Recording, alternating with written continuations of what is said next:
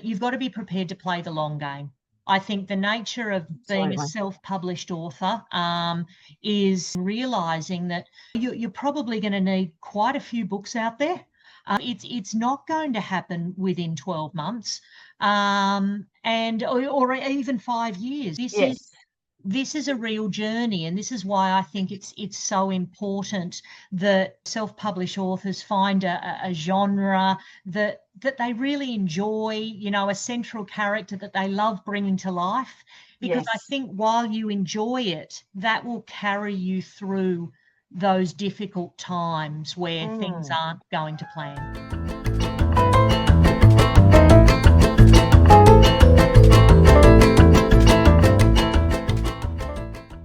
Hello, everybody, and welcome to Unfiltered Voices, the podcast that is all about busting the myth that self-published is second-rate.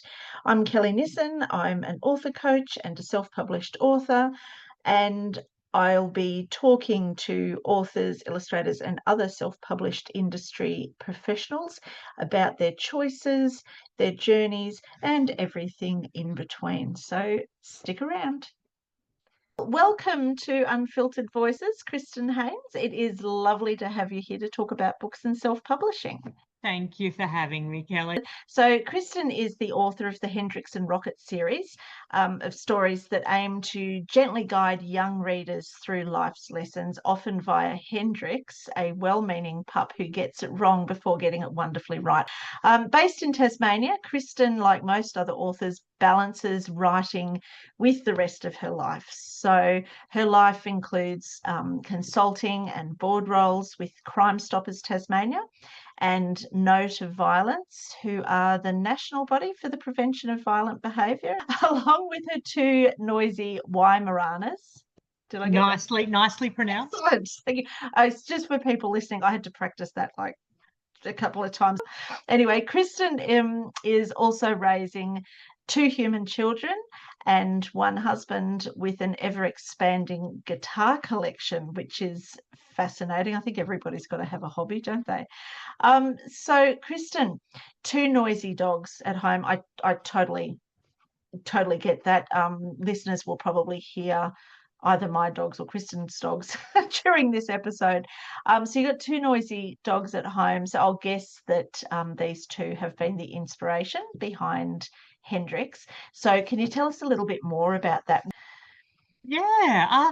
Look, I think for me, the real inspiration, I've always loved that bond between children and dogs. Some of my favourite family photos are of, my little boy with his arm around the dog looking out somewhere. And even now, I regularly look out in the garden and he's down there and they're both walking behind him as sort of loyal servants. And I love that dynamic. And that for me was really the inspiration. I thought, how can I tell some stories that touch on some pretty common parenting challenges, but tell those stories through the eyes of the dogs. And that was really my inspiration. So what would you say would be the most, I don't know, unexpected or surprising source of inspiration that you've just had to bring into a story? Yeah. Look, you mentioned how I'm in Tassie. I relocated down to Tassie a couple of years ago. I used to travel down here a lot for work, and I decided very early on that Tassie was where I would retire. I've always loved this little island state, and so yeah, when I got down here, I fell in love with the very unique flora and fauna of Tassie. There are so many unique creatures down here. And funnily enough, I've chosen to weave some of those into my books. So in my first book, Being Brave, I actually highlight the red-spotted handfish, who is just a fascinating little creature. If you're not familiar, you must Google him. Actually critically endangered, and they're doing their utmost to save him down here. And so I tend to feature the animal or the flora within the book, and then I also do a spiel at the end around what this piece of flora or fauna is all about. I love And that. I've managed to weave that into every book. So, you know, in Mad Monday, I actually made the focus the blue gum flower, which is the national emblem of Tassie. And then in my Halloween, we've got our other leading character, which is Benny the Bat, and he's Tasmania's long-eared bat. Wonderful. And these are all unique creatures, and I really get quite inspired when I come up with a story idea and I think about how I might weave in a unique element of Tassie into that story. I've been blown away in some of the reviews how many people call that out as an element that they really enjoyed. Yeah, perfect. I think it's that connection, really. Like, I think if you see a little bit of yourself in the story, or just get a little bit of a window into another part of the world. Like for me, living in Canberra, to read your books, I'd be like, oh, I want to go, I want to go to the place where where the bat is, or to see those flowers that I wouldn't necessarily get to see here. So I Yeah. think it's a nice nod to where you reside and where you write as well. So, and just how many books are in the series so far? So far there's 3 books in the series, and Yes, the 4th will launch on October 30. excellent. And I'm assuming you've probably got ideas for moving forward and that sort of thing. Oh, so So many. maybe, yeah, yeah. I probably have upwards of just over 50 story ideas that Wow. I'm keen to explore. And so part of my process that I go through is to try and be quite hard on myself, and to carry out the research which tells me which themes are trending. And therefore what one of my ideas might have some legs that I want to build on. Yeah, So yeah, perfect. look, I'm hopeful of getting another few stories out there next year, which will be very exciting. You've just got that flow going, which is wonderful. And speaking of flow, we mentioned before that you're a consultant. So they're two different worlds, really, aren't they? So you're writing for children, but you're also consulting for executives as well. To move between those two, it's not necessarily a natural step, but there has to be some similarities as well. So is there something that both of your audiences, both your child audiences and your high powered executive audiences, have in common that actually might surprise people, or any little boardroom antics or little stories that you've gone, yeah, actually I can bring that into a Hendrix and Rocket story? Yeah, look, there is. My area of expertise is in the field of customer experience. Oh, So I work with organisations in terms of identifying who their ideal customers are, and then I work with them to understand any moments of friction that might exist along that customer journey, and then I work with the business to improve that customer experience. And that's an area I've worked in for over 20 years, and I still love the field of customer experience. mm, One of the tools that I use in my area, to really land a point with some of the executives I work with, is a tool called customer personas. mm, So I actually create a fictional representation of a customer. It's there's a quote out there that I love. One death is a tragedy, or a million deaths is a statistic.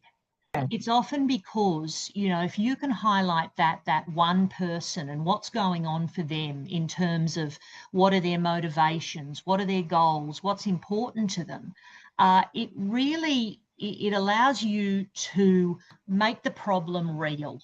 You're yeah, creating that element of storytelling, and it's no longer 10 customers who have been inconvenienced through an Optus outage. All of a mm, sudden you're actually talking about Kelly, who runs her own business. And mm, when that outage happened, this is what it meant for Kelly. So it's this storytelling component which is mm. really powerful with executives.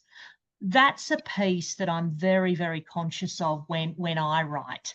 And it's both through the language I use, but probably even more so through the illustrations that Anna does for me. Yeah, your illustrator, what was her Anna Thompson. for those people who are listening on Spotify, Kristin's got a wonderful Zoom background that features the dogs there that Anna created for her when, it would have been a while ago, would it, or just It recently? was, yes. I've been able to use this for a little while now, which is great. Yeah. And I think, with every book, Anna just sort of gets the dogs more and more. And I absolutely love the expressions. I'll say to her, she'll probably send me through a first cut, and I'll say, "Oh, Anna, I sort of want him to look more hopeful. He Yes. looks a bit downtrodden, and can we inject that into it?"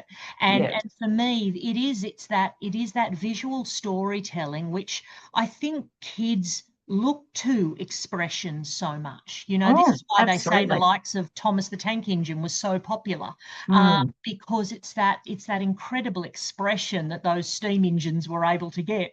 Yes. I Yes. think storytelling is the same. Kids really look at the characters, and they take their cues from how those characters are responding to situations. Absolutely. You've got that little extra layer of information about the characters through those illustrations. And you're right about the expressions on their faces as well. I'm sure, Kelly, as the owner of a couple of pugs, Oh, yes. you know the different personalities of your dogs. Rocket is he's my rock solid, mature.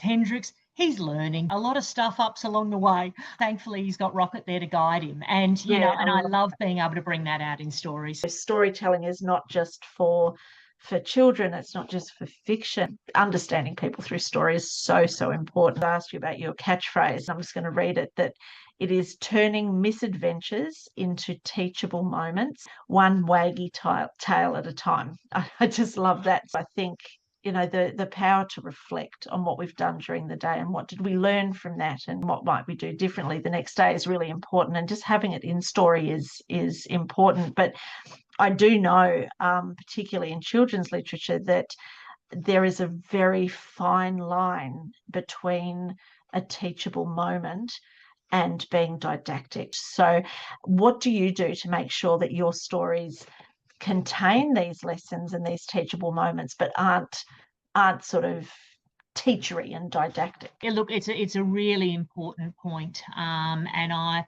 I've been very, very conscious of it from day one. And the way that I've really approached it is to look at all the stories that I want to tell through the eyes of a parent.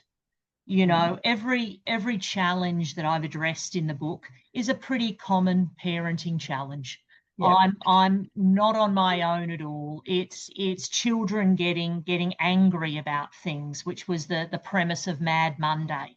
It's children overindulging, particularly birthday parties, Halloween. That's what goes on in Halloween hijinks. And so for me, it's a case of, how do we highlight that, this is what's happened to poor Hendrix. This is how he's responded. This is what's gone on, and then what is the path that Rocket takes him down to, to talk him off the metaphorical cliff, and that's how I've tried to approach the stories, because I'm super conscious. There's plenty of people out there who are writing children's books with a child psychology background, or with a teaching background. And these are individuals who arguably are far more equipped than me in order to be able to provide any advice. I don't think that my stories provide advice. I think they tell stories with heart and humour. And I think as the parents are reading it, they're probably nodding along, going, yes, we've seen this. Absolutely. I think what you do is it's observation. So, and obviously too, you do research into different aspects and how authors approach that. So thinking about, yourself as an author or anybody as an author, what do you think are the key qualities or the things that make somebody an author? Yeah, I think it's an equal measure of optimism and resilience. The self-publishing path is a slog. It's It oh is. yeah, that's one way of putting it, isn't it? It is, and just as you sort of you make that step forward, you take 3 steps back. And it's hard. And so I think you need that equal measure of resilience to be Yes. able to take the knocks and pick yourself back up and dust yourself off. Mm. But at the same time, there's got to be that optimism and belief Oh, in absolutely. yourself and in what you're writing. And I think that's also what allows you to keep moving forward. It's that belief in your story. Yeah. So, you've wanted to tell this story, you've told it, you've done the work, you've told it well. Not everybody's going to like it, and they're not your people.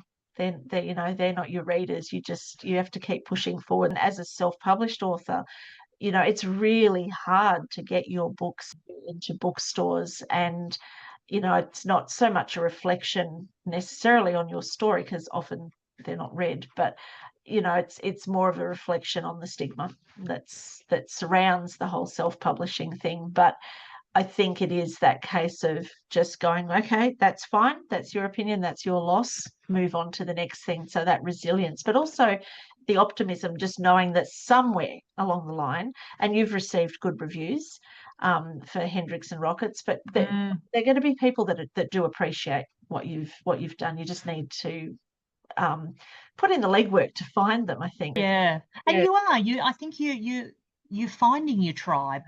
I Yeah. think that's probably one thing that authors would align on. Yes. You're finding someone who really resonates with your stories. And Yes. and I for me, and they always sort of talk about defining success as an author, which can Mm. take many guises, be it sort of awareness, sales, reviews. What does that look like?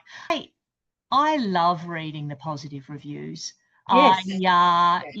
For me, it's, when people sit there and say, oh, my little one loves seeing Hendrix in his, Count Dracula Yes. costume. And I love that. And I think self-published authors have probably got to get clear early on around what's going to fuel them. You've got to be prepared to play the long game. I think the nature of being a Absolutely. self-published author is, it's playing the long game and realizing that you're probably going to need quite a few books out there. Mhm. It's not going to happen within 12 months, or even 5 years. Yes. This is a real journey, and this is why I think it's so important that self-published authors find a genre that they really enjoy, a central character that they love bringing to life, because I Yes. think while you enjoy it, that will carry you through those difficult times where things Mm. aren't going to plan. Yeah, I think so. And that sort of leads into the question I had about advice that you would give to aspiring writers who might be thinking about self-publishing, is have the joy in what you're writing, but also have lots of ideas. And a Mm. series is good. So you might have 3 or 4, but then you have a stack of ideas behind that. You have to be consistent, I think, Oh, as well. absolutely. So I couldn't agree. it's the legwork, and it's the consistency, and building a brand, really, Yeah. isn't it? It's a And business. I think it Yeah. is. And, I think if you're enjoying what you're doing, I think that's certainly Oh, a absolutely. big part of Yes. it. And for me, I've sort of might have been working with my customer experience hat on, and I've been, getting client strategy in a workable space. And for me, sometimes it's a case of being able to park that and work on the book, Yes. which I really enjoy. But I Yes. think Yeah. you touched on a point there, which I think is really important for self-published authors, and it is this idea of research. I obviously, again, wearing my customer experience hat, the foundation of what I do is in customer insight. So I spend a lot of time looking at customer complaints and and Mm. various, be it Trustpilot or any of the various sites out there. I'm always really interested in, what do customers love about you as a brand? What don't they love as much? And so that's kind of the foundation of what I do. I think for self-published authors, you need to approach your books in much the same way. One of the things I did when I decided I wanted to go down this road was I joined a large number of review sites.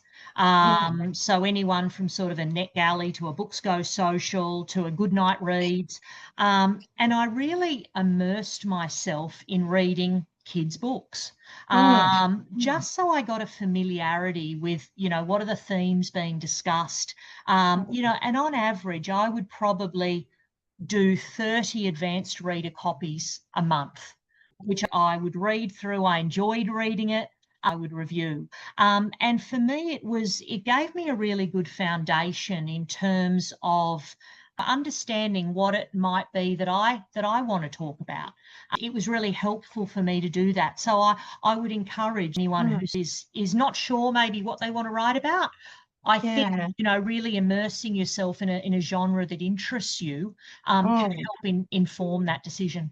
Absolutely. And at the same time, like if you're doing reviews, you're doing your research per se, but you're also helping somebody else as well. Oh, By absolutely. providing that review, because all authors, like we all need reviews, really. And it's all well and good for somebody to say, oh yeah, I liked your book, but to have that written down takes 5 minutes to do. But then it's those longer reviews that are really important as well. A really good understanding. So I think that's a wonderful idea. Oh, look, and I think there's another positive effect of doing that, and that is it shows an aspiring author that there are so many stories out there. And I continue to be blown away by, how clever people are. I read something and I think, oh God, that's so smart. Yes. And I think if you've got an idea as an aspiring author, absolutely go out there and do it. Because, as I said, as someone who would read 30 plus children's book a month, I would go so far as to say that 90% of them are really good. They're clever. I get a little something out of every single one of them that I read. I think you're right too. So yeah, there's always, it doesn't matter what the book is, there's always something positive you can find. I think creative types can be a bit sensitive, Oh yes. And I think, and that's all good. Yeah. And I think you need to find a way to counter that sensitivity. Otherwise, it will destroy you. There's a lot of people out there. Even with my last Halloween book, I carried out a lot of research around dog treats because I wanted that to be a key element of my book. Hendrix and Rocket were trick-or-treating, and my research showed me there was a large number of companies out there that do chocolate doggy bones and produce all sorts of dog treats. At least 10% of the reviews that I received had a go at me around promoting chocolate for dogs. Initially, it was really important to me to go back to every single person and say, no, I'm not remotely promoting chocolate for dogs. And if anything, please use my book when you're talking to your children to explain the difference between dog-friendly treats and human chocolate. I thought I'd done all my research that would cover me. No, I still had people who attacked me over it, and when I say attacked, I mean they're sending me direct messages telling me how responsible I am.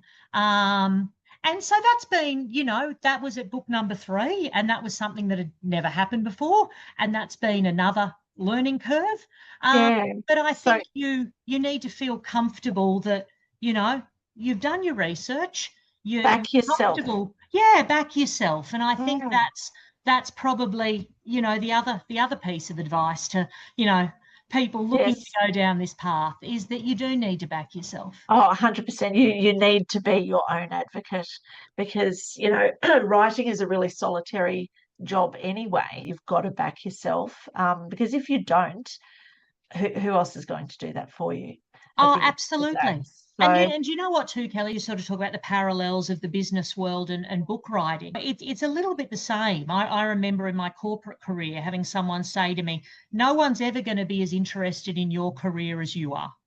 yeah, You've got to go and advocate for yourself. No one's going to yeah, go out of their way to give you a promotion. so true. You've got to be there pushing yourself and pushing the reason why. And I think authoring is no different. You know, Mm.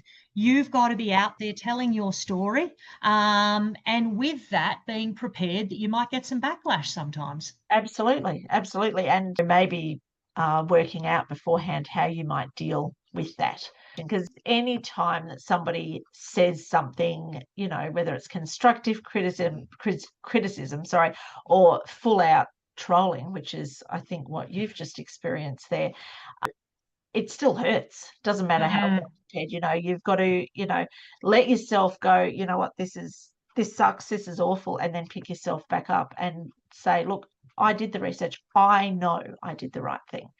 And And I think too, you know, oh, it's there's an element too around that's also what you're setting yourself up for when you do go down the self-published path. You know, mm, I go to the dog park every morning and I chat to a lady there who is a traditionally published author. And mm, she's been very successful and she's, you know, through one of the big publishing houses. And yeah, I was sort of debriefing with her the other morning and sort of saying, oh, the trolls are getting nastier. And, you know, and she said to me for the first time, she goes, never read a review. She goes, my yeah, publishers say to me, you know, oh, you've got some really good reviews. Can we send them to you? And she says, no. She goes, I've never read one. She goes, I admire the fact that, you know, you're prepared to. And so I think, you know, if you go down a published path, you probably give yourself that option mm, of not exposing yourself to it. But I think when you are a self-published author, you need to take it all sort of warts and all. yes, yeah, And you know, and you've got to make sure that you're prepared to take that on. yeah, yeah. And just to show that you're going to keep going, because I think Absolutely. there's enough negativity about you know, self-published. It is getting a little bit better, but you know, there is that negativity about, oh, you're only self-published. Oh, couldn't you get a traditional contract? And that sort of thing. And I think that's where you really do have to back yourself and say, look, you know what? I know, you know, people who've author published that just went straight into that because they like having the control. They like having the final say. They know it's hard work. But at the end of the day, they also know that they've got a product that is exactly what they wanted. And So, I think that is the trade-off. You know, yes, I yeah. remember attending an event here in Tassie, and there was a children's book author who was talking, and he very much had that sort of hybrid approach, which I always think is fascinating. You know, when you're able Yes. to see it through both lenses. And he was actually an author and illustrator, and he did talk about one of the things he really was challenged by when he went down the traditional publisher route is that, you know, they said to him, this is the illustrator you're going to work with. Mm, And he said, but I've done my illustrations and I know how I want this to look. And, you know, and they said, it doesn't work that way. You know, this yes. is Yeah. who you're going to work with. And I think, you know, it's the same for my friend at the dog park. I remember she said to me, you know, she had a cover that she loved, and they came back to her and said, these are the two final covers. Please choose which one. And Yes. she said, I Yeah. didn't actually love either one. She says, so I think going down that published route, you know, absolutely there's a heap of positives to it. Mm. But I think you also need to recognize the trade-offs. Yes, yeah, exactly. And if you do want that level of control, if you do have a specific idea in your head for how you want the illustrations to look, if you're doing a picture book or a junior fiction, that you do have to weigh up the pros and cons. And even with traditional publishing, you still have to do a lot of the legwork Yeah. yourself. You still have to be prepared to go out there and push your book and be in front of people and, you know, and help market it and that Mm. sort of thing. That point I mentioned before around no one's no one's going to be as committed to this as you. Absolutely. And I think, you know, when Yeah. when you do go down that traditional publishing route, I think, and again, this is, you know, purely from my sort of conversations with people who have gone down that route, it would appear that there's a lot of support early on. And Yes. certainly for those, that initial sort of campaign, and they're able to leverage a vast array of contacts and, you know, but I think it tempers over time.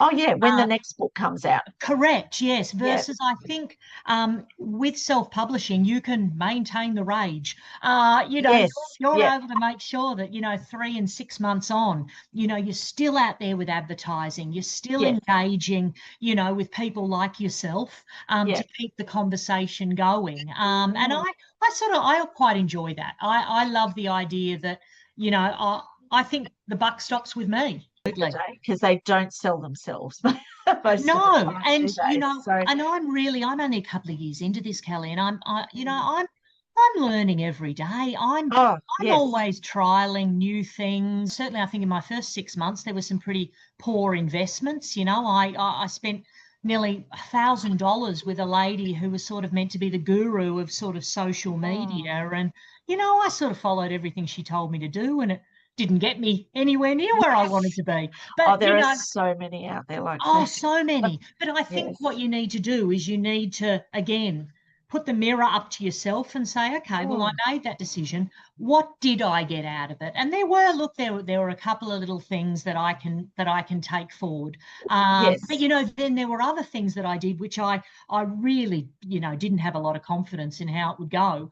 Yes. And it's played out really well. So Yep. you know, you're learning.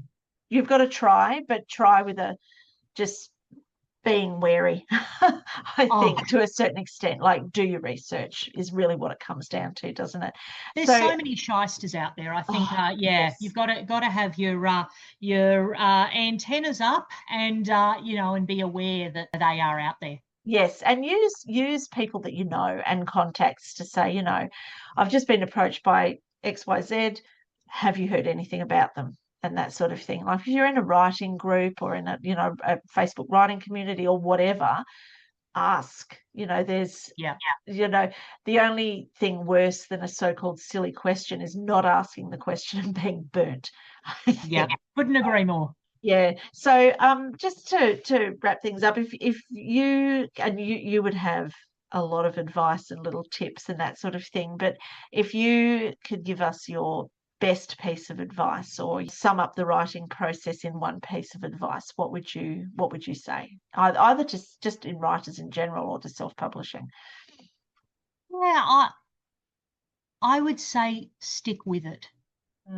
You know, and as I said, I touched on this idea of, you know, treat it as a long game. Yes. You know, I would love to think that over the next 5 to 10 years, you know, I can have 150 books out there. You know, maybe there's only 20 in the Hendrix and Rocket series. Maybe there's more. You know, I love this idea of one day being able to write erotic fiction.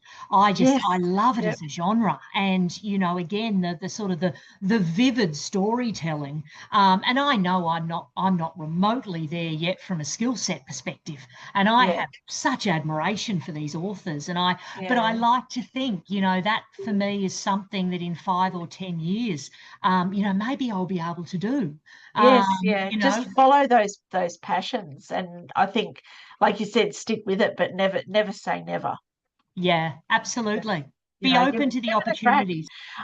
So you mentioned in your bio that your life is full of chaos, music, dogs, and that sort of thing. So could you just finish this sentence for me? The world would be less chaotic if there were more hours in the day. That is so true. But then again, it's like when you retire, right? Like everybody who I know is retired has said to me, oh, you know, I didn't have time before and now I've retired, I've got even less time to do it. I sort of the more hours you have, the more you're going to fill them, aren't you? So look, you do. And I, you know, I sit as that sort of sandwich generation. I've sort of got a mum in her 80s, and I've still got, young kids at school. And so you're trying to be the good mum, the good daughter, the good boss, the good wife. Yes. Yep. The good sister, the good friend, and I think the reality is, there's going to be stuff that falls through the cracks. Oh, absolutely. You And know, don't you, beat yourself up. no, you don't beat yourself up. And I think, your life will go through different cycles, and I know before I know it, I'll look up and my kids will be 18, and I'll, wonder what happened to those years. Well, I can tell you because my kids are 20 and 22, and it's just, where did that time go? Yeah. You got all these little milestones, like seeing them drive off in a car by themselves after they've got their license. It's like, oh, I mean, you've got all this coming to you.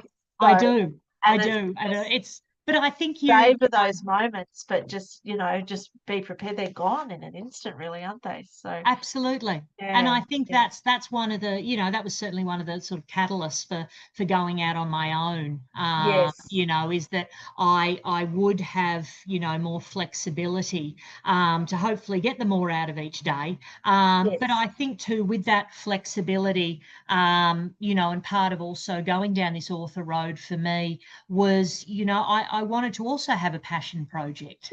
yes, I love customer experience. As I said, yeah, I've been in it for 20 odd years, and I hope I'm still doing it for another 20. I love it.